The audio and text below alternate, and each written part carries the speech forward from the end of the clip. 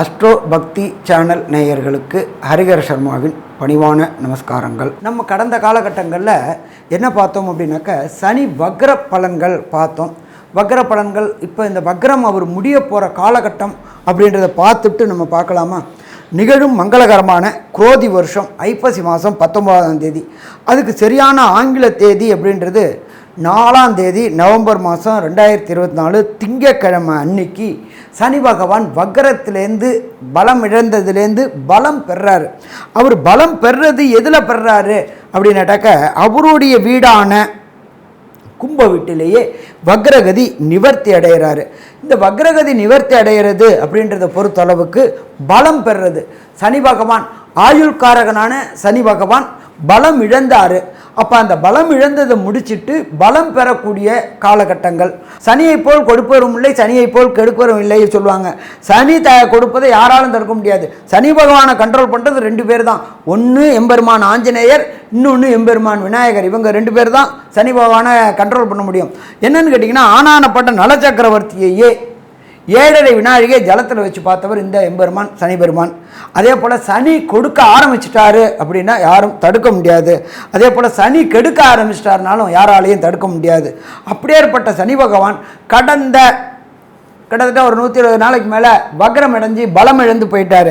வக்ரம் இழந்து பலம் இழந்துட்டு அவர் பலம் பெறக்கூடிய நாள் அப்படின்றது வருகின்ற 4/11/2024 அவர் கும்பராசியில் ஆட்சி பெற்ற சனியாக சதயம் 3ஆம் நட்சத்திரத்தில் இருக்கார்.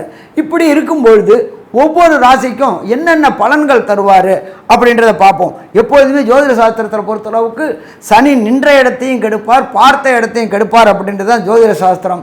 பட் ஒவ்வொருத்தருக்கு சனி யோகராக இருப்பார், ஒவ்வொருத்தருக்கு சனி பாதகராக இருப்பார்.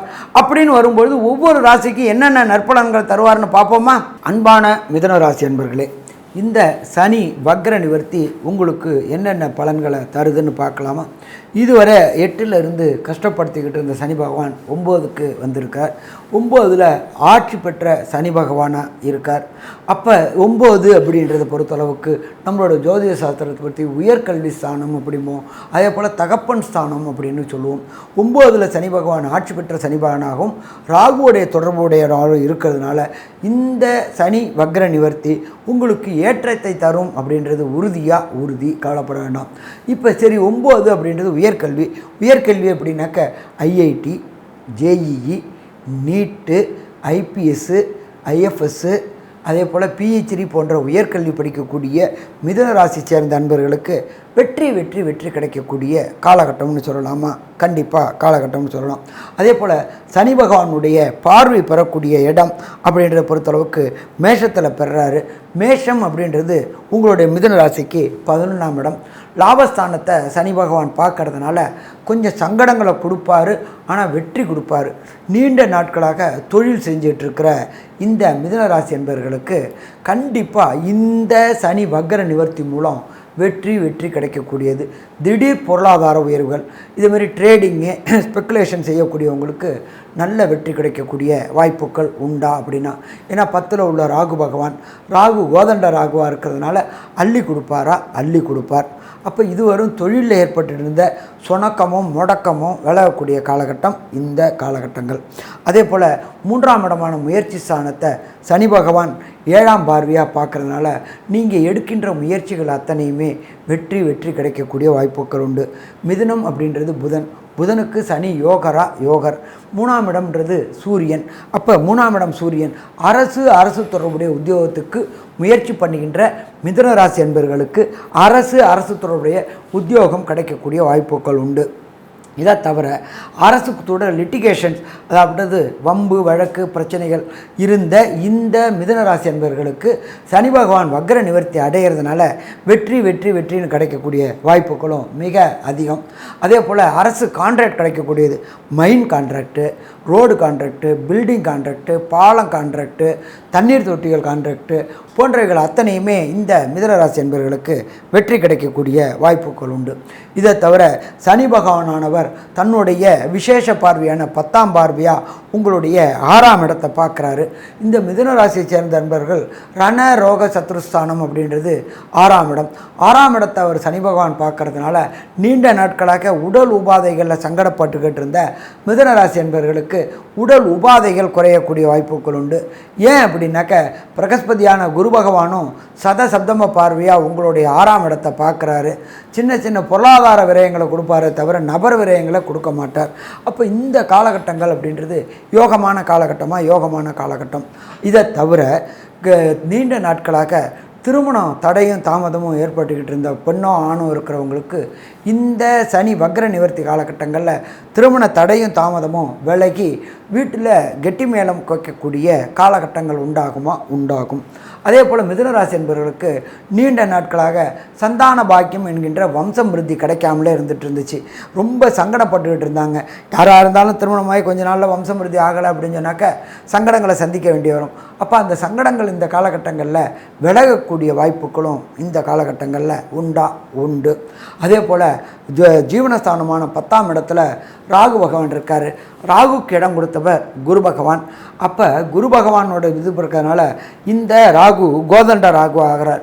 கோதண்ட ராகு ஆகிறதுனால நீண்ட நாட்களாக தொழிலில் முடக்கம் இருந்த, தொழிலில் பணி பாதுகாப்பற்ற, அதாவது கான்ட்ராக்ட் லேபராக இருந்துகிட்டு இருந்தவங்களுக்கு தொழிலில் பணி நிரந்தரம் கிடைக்கக்கூடிய வாய்ப்புகள் உண்டு. அதை தவிர பார்த்தோம் அப்படின்னாக்க பதவி உயர்வுகளும் கிடைக்கக்கூடிய வாய்ப்புகள் உண்டு. அதே போல் சின்னத்திரை பெரிய திரை கலைஞர்களுக்கு பொறுத்தளவுக்கு வாய்ப்பு இல்லாமல் இருந்தவங்களுக்கு இந்த சனி வக்ர நிவர்த்திக்கு அப்புறம் வாய்ப்பு கிடைக்கக்கூடிய வாய்ப்புகள் உண்டு. அதுவும் பார்த்தோம்னாக்க வெளியூர் வெளிமாநிலம் வெளிநாட்டில் கிடைக்கக்கூடிய வாய்ப்புகள் உண்டு. அதனால் திடீர் பொருளாதாரம் ஏறக்கூடிய வாய்ப்புகள் உண்டு. அப்போ நீண்ட நாட்களாக உத்தியோகம் இல்லாத அன்பர்களுக்கு இந்த காலகட்டங்களில் இந்த பிரச்சனைகள் அத்தனையும் தீரக்கூடிய வாய்ப்புகள் உண்டு. ராசிக்கு 12ல் குரு பகவான் தனித்து மறைஞ்சிருக்கிறாரு. பொருளாதாரத்தில் சின்ன சின்ன சறுக்கல்களும் தாமதங்களும் ஏற்படும். ஆனால் இந்த சனி வக்ர நிவர்த்திக்கு பிறகு கண்டிப்பாக அது தீரக்கூடிய வாய்ப்புகள் உண்டு. 12ல் குரு இருந்தாலும் தனம் கொடுப்பார்.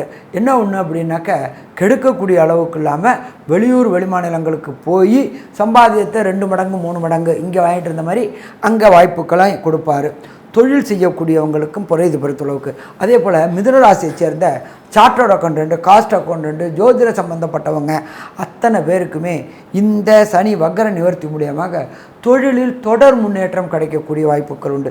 எப்பொழுதுமே இம்ப்ரூவ்மெண்ட் அப்படின்றது continue improvement with consistent improvement இருக்கணும். அதுதான் தொழிலில் முன்னேற்றம்னு பேர். அது இல்லைன்னாக்க சிக்கல்கள் உண்டாகும்.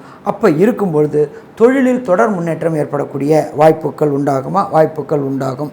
அதே போல் மருத்துவத்தில் உடல் ரீதியாக ஆஸ்பத்திரியில் அட்மிட் ஆகியிருந்த இந்த மிதுனராசியை சேர்ந்த தாய் தந்தையர்கள் அத்தனை பேருக்குமே இந்த காலகட்டங்களில் அந்த மருத்துவ விரயங்கள், அதாவது அசுப விரயங்கள் அத்தனையுமே கரையக்கூடிய வாய்ப்புகள் உண்டு. உடல் நல்லபடியாக ஆகி டிஸ்சார்ஜ் ஆகக்கூடிய வாய்ப்புகளும் உண்டு. மிதுனராசியை சேர்ந்த அத்தனை பேருக்குமே இந்த காலகட்டங்கள் அப்படின்றது மிக இனிமையான காலகட்டங்கள் அப்படின்னே சொல்லலாம். அடுத்தது 10ல் ராகு இருக்கிறாரு. அதே போல் 5ஆம் இடத்துல சூரிய பகவான் இருக்கார்.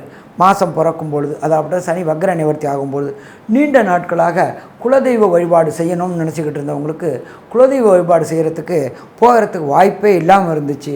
அப்படி இருந்தவங்களுக்கு இந்த காலகட்டங்களில் குலதெய்வத்தை கண்டு தொடர்றதுக்கான வாய்ப்புகள் கிடைக்கும். நீண்ட நாட்களாக ஏதாவது ஒரு தடை ஏற்பட்டுக்கிட்டே இருந்துச்சு. அப்போ அந்த தடைகள் அத்தனையும் விலகி போய்விட்டு குலதெய்வ வழிபாடு செய்யக்கூடிய வாய்ப்புகள் உண்டு.